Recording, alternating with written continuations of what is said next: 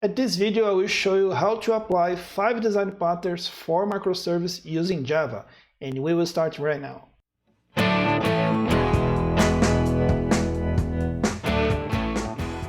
Hey, my name is Elder Moraes, and if you would like to learn more about Java, microservice, containers, and cloud-native related content, make sure to hit the subscribe button and activate notifications so you won't miss anything. When using microservice for your project, it's very important to use it in the right way and approach to the microservice architecture by using the best practices possible, even if you are breaking down your monolith or if you are starting a new project using microservice from scratch. So that's why it's important to apply some design patterns that will help you not only by approaching to the microservice in the right way, but also having less effort when doing that.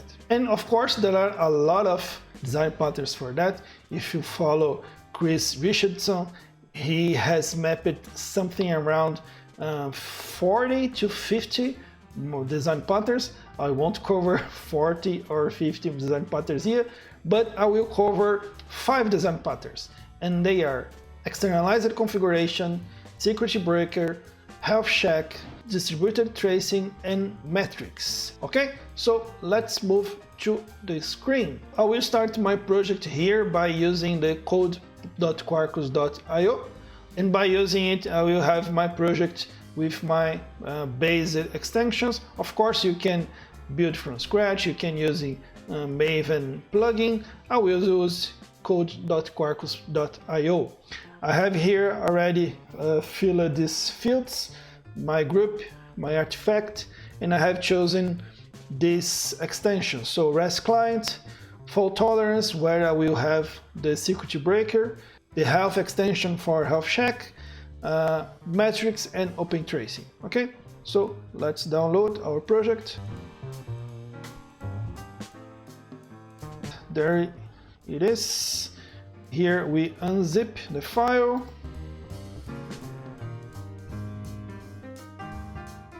Okay, so I will remove the test. Don't do this at home, please, or do this at home as we are on quarantine, but don't do that when building your official projects. I'm just doing this because I want to be faster today. Okay, so I will start by the externalized configuration pattern. All right, so I will create here a new file, config resource, and this class will have a path because it will be an endpoint, and this path is config, and this will have a method that will return a string, and of course I need to declare the config here, and here I will annotate it with the config property with a name config. Alright, and I will make this config optional because it will allow me to have some options, literally. Alright, so instead of just print the optional, the config here, I can do or else optional. Alright, and this method will be a get, and it will produce a media type text plain. Alright, so here I will run this project. If you never used Quarkus, it has a Maven plugin where you can use the dev mode. So you use mvn compile Quarkus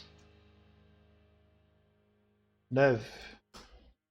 So it will compile my project and will start my application, and once I will make changes to the project, it will refresh automatically. It's okay, so my project is up and running, and here I can call it. So config. So, okay, hello optional. I will make it in a loop. Alright, so it's printing, and it's printing optional. Why? Because I never declared this config inside my project. So it is empty, so it's printing the optional content. So I will just go ahead into my application properties and create this config as a config. And now it is printing the config because it's getting the information trucks and bikes in the street. Alright, so it's printing the config from the application properties file. What it's better than just hard-coded on my code, but it's not enough if we really would like to externalize the configurations, because it is better to have it on my environment. So what I can do here right now is, instead of just run my application, I can run it passing a config.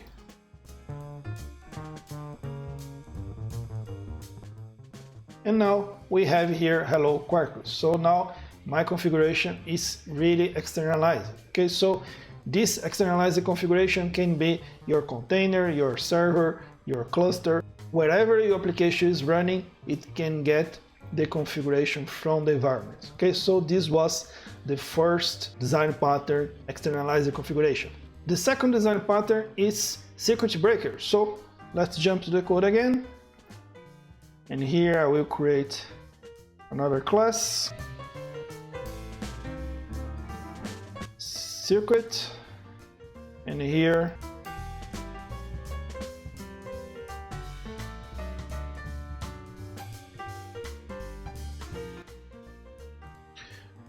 alright, so let's stop this one and let's run the other one.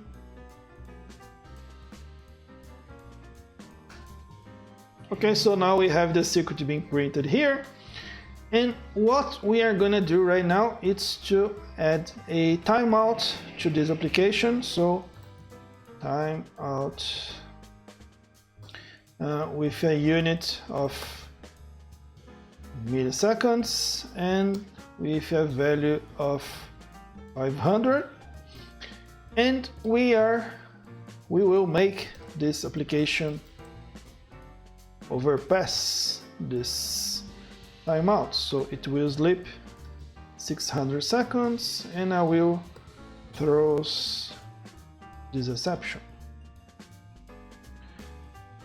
Okay, and now we are having this ugly error with all our stack being printed here. And why? Because our application it's running on a mistake, on an exception, and we didn't we created a constraint of timeout, but we didn't make any special management of this exception. So we are gonna make it right now by creating a fallback. So here we have some kinds of fallback. I will create the fallback method, where we are gonna have a method called, guess what, fallback, because I'm very creative. And I will create here a method called fallback that will return I am a fallback. So now, instead of just printing the whole stack, now I'm printing my fallback content. Okay, of course, in a production environment, you would do something more smart than just printing a message. All right, so the purpose here is to show you circuit breaker.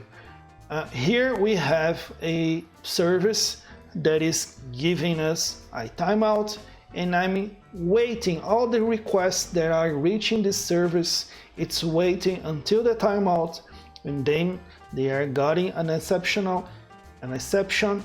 and then returning the fallback method content. So this is bad because if here we have, for example, thousands of requests coming to my service and getting this mistake, this error here, we are making all those requests waiting for a timeout given for a service that's not even responding. So that's why we have circuit breakers. Imagine on your own house where you have your electric circuits inside of your house, all the outlets and lights and everything connected, and this circuit is closed, okay, because everything is going well. And once you have some problem inside this circuit, it will open, okay, because when it opens, it will stop the energy to be flowing inside your house, and it will not affect and it will not break anything inside your house. That's why it will open the circuit. The same case is when we are using microservice. It will open the circuit, so it will not start a cascade failing inside your service, because when you have a lot of microservices connected to each other, if one of them fail, it can create a cascading failure. Instead of, in this case, wait all the requests, wait until they got the timeout, it will return an error right away, as all the requests don't need to wait and can handle this exception in a better way. So here we have our requests waiting until timeout. So let's fix that by going to the code, and here we'll create a security breaker, and this security breaker will got on each 4 requests, it will on a failure ratio of 50%. So if we have 2 requests failed on each 4 requests being made, it will open the secret. So now we have this service failing right away. Okay, so now don't need to wait until we got the timeout. Okay, so now we can have a delay of 2 seconds. And what is this delay? It will open the circuit and will wait 2 seconds, and after 2 seconds it will try to close the circuit again and check if it's working again. And if it is working, it will keep the circuit closed. Okay, but at what requirements? Okay, so it will the success threshold I will put as 2 requests. As a summary here, on each 4 requests, if we have 2 of them failing, it will open the circuit, and after 2 seconds it will try to close the circuit again. And if we have 2 requests working, it will keep the circuit closed. Okay, so now if you notice, we have a lot of prints being made very fast, and then is lower, and then fast is lower. When they are returning very fast, it's because the circuit is open. Okay, so we don't need to get the timeout to know that this service is not working, because the circuit is open. Okay, so all the requests can handle this fallback much more faster. Okay, so it's better for the whole system. And then when we got the message more slower, is our service trying to close the circuit again, and as we are forcing here the timeout, it's not working. We don't have the 2 requests made with success, and now it opens again, and we'll try again after 2 seconds. If we remove this timeout here, and then our secret is closed again. And now we have the health check API. So how we do that? It's quite simple. Our service here, we can create 2 probes for health check. We have the liveness probe and the readiness probe. So let's create first the liveness. It will implement the health check, and I will annotate it as liveness, and we'll implement the call methods, and it will return the health check response up. I'm alive. Okay, because The liveness check is just to know if your service is live or not. Okay, so if it is responding, it is live. If it's not responding, it's not live. But we have another probe that is the readiness check. So let's create it. I will annotate with readiness. I will get the same method call. The main difference between liveness and readiness is because readiness will not check if your service is live, but if it is ready. And what means ready? For example, imagine that this service needs to call another API, another site, another service, and that service it's not working. For example, a database, it's not working, it's not still up. So if it's not still up and responding, this service is not ready to deal with requests, to manage requests, to respond to requests. Okay, so I can be live but not still ready. So I will implement for you here an example of checking. So for example, imagine that we have here a client.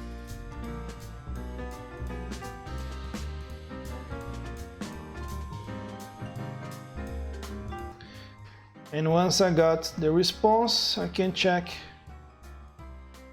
the status. If it is 200, so okay, I can return that my health check, my response is up, I'm ready. If not, yeah, we return here a down, I'm not ready. Alright, so let's save. And as we are using a microprofile implementation, I have here a health endpoint created by the platform for me, so I don't need to implement it from scratch. So I just call here the health endpoint, and here I have my service, it's up, and here the two probes, it's alive and it is ready. I can even call each of them here by using the red. So just the red probe, the readiness probe, and here the live, just the live probe. So what I can do here, for example, if I change the URL of my site to something crazy like blah blah blah, and call again the health check.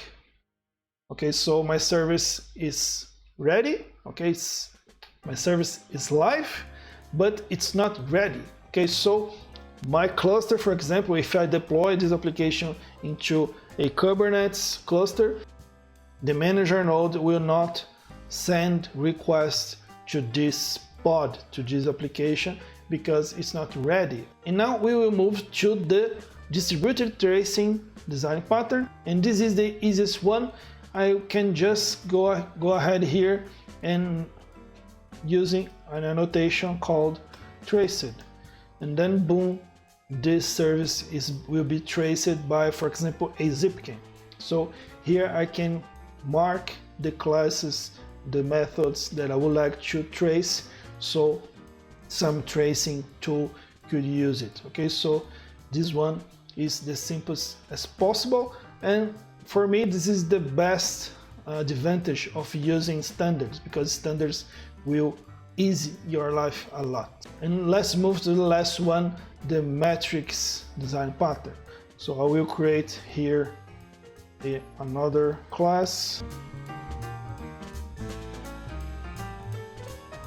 Remember to not use matrix path, because the matrix path is already taken by the specification. So yeah, as I added the extension, the matrix extension to this project, my project already have a matrix endpoint. I can even go here to my browser and call localhost matrix, and here I have all the metrics being collected by my service. Okay, so I will create my metrics here.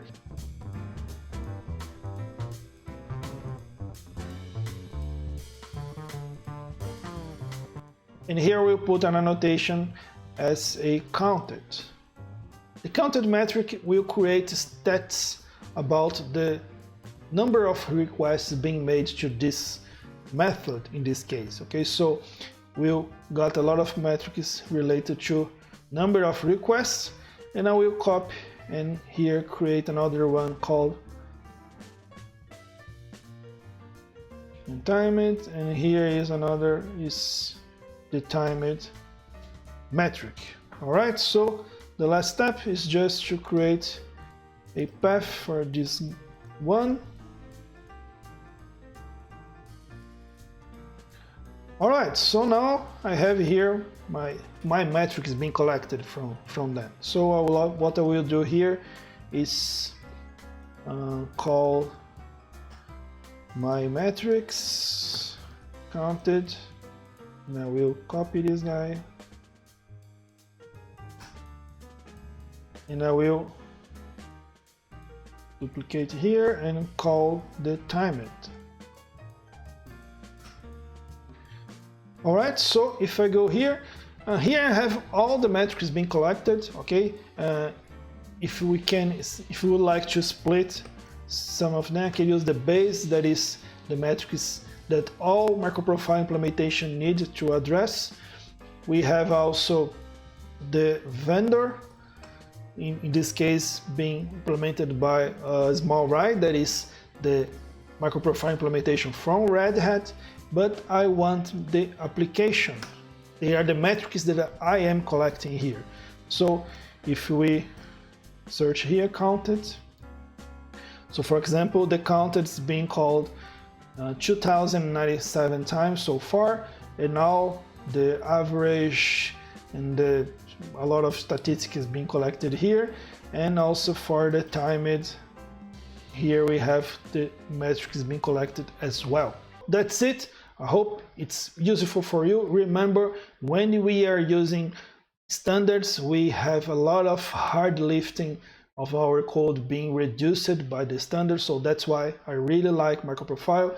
In the same case, that's why I'm using Quarkus here, because Quarkus gives me a lot of productivity, both because I can create my project using the website or the Maven plugin, and also because the dev mode is very useful, it's very helpful for me while I'm coding, and also because when I will deploy this project somewhere, my deployment will be much more smaller and will consume a lot of less memory, and will start faster and will give the first response much more faster as well. So that's why I love this combination between MicroProfile and Quarkus. If you tried to implement some of these design patterns, leave your comment here, and if you have any questions, I will be more than happy to answer.